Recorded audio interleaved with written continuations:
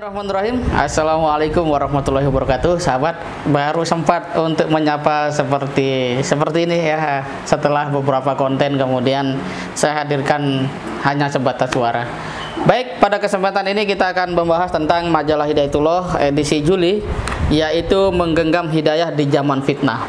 Tantangan kita terbesar adalah memang bertahan dengan keimanan kita di tengah godaan atau bahkan ya limpahan materi kenikmatan hidup itu di depan mata kita. Bahkan mereka yang sudah ada di dalam sebuah komunitas iman pun itu merasa kok hidupnya monoton gitu-gitu aja gitu. Ada sesuatu yang sepertinya ingin dia lakukan secara lebih dinamis, tapi benarkah sesuatu atau yang dia pikirkan itu hal-hal yang akan mendatangkan kebahagiaan di masa yang akan datang? Tidak ada jalan lain untuk bisa bahagia di dalam kehidupan ini kecuali dengan mempertahankan iman. Karena Allah sendiri mengatakan bahwa apakah kamu mengira bahwa kamu akan dibiarkan mengatakan beriman dan kamu tidak diuji? Setiap orang beriman pasti bertemu dengan ujian. Bahkan umat Islam itu bertemu dengan namanya zaman fitnah. Ini menunjukkan bahwa kita mesti memiliki sebuah kesadaran yang mendalam bahwa hidup di zaman sekarang itu tidak mudah. Apalagi di tengah-tengah ya kepentingan politik praktis sesaat itu sangat mendominasi hampir seluruh narasi yang kita baca. Majalah Hidayatullah ini adalah sebuah literasi yang mencerahkan karena sama sekali tidak ada di sini kepentingan-kepentingan ataupun narasi-narasi politik sesaat. Tapi disinilah kita bisa lihat tentang bagaimana sebenarnya menjadi seorang muslim. Dan pada edisi kali ini kita lihat ada di sini ya, ada Pak Den Syamsuddin loh ya. Menarik, Pak Den Syamsuddin ini terkait dengan jihad konstitusi tiada henti.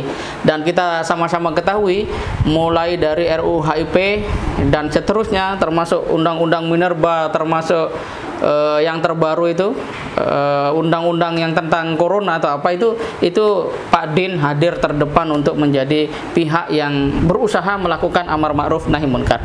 Yang kedua adalah pengusaha berjaya tanpa riba. Artinya dalam realitas ini kalau kita ingin hidup dengan basis nilai-nilai Islam itu bisa. Bahkan di zaman fitnah itu bisa. Faktanya ini ada nanti ceritanya orang seperti itu.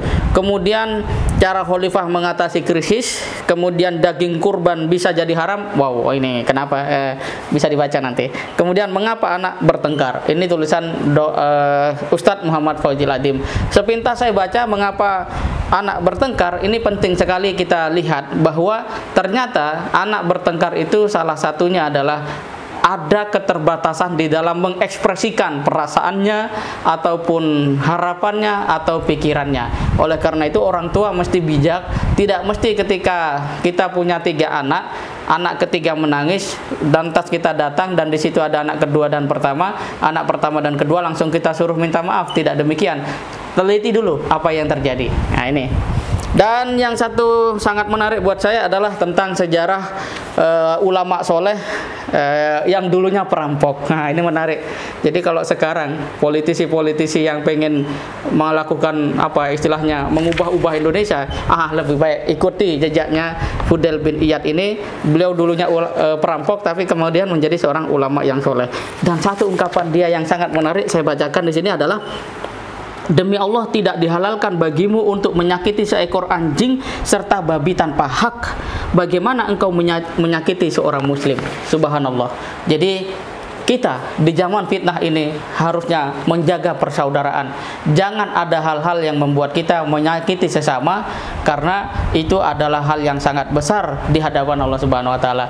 Jika menyakiti babi dan anjing tanpa alasan saja itu adalah masalah atau persoalan yang akan dihitung oleh Allah, bagaimana jika nanti itu adalah manusia, sesama manusia yang kita sakiti, entah lewat lisan kita, status media sosial kita, atau bahkan mungkin perbuatan kita sendiri.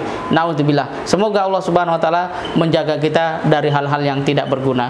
Dan sahabat kalian yang berbahagia, satu yang juga tidak kalah penting di sini ada rubrik hitah. Ini ditulis oleh Dr. Ustadz Nasirul Haq ya, LCMA, dan pada bulan Juli ini bertema tentang tarbiyah jasadiyah. Jadi seorang muslim, keluarga muslim itu juga penting memperhatikan kesehatan, kebugaran dan ketangguhan badannya. Semoga Allah Subhanahu wa taala memberikan keridhaan kepada kita semua.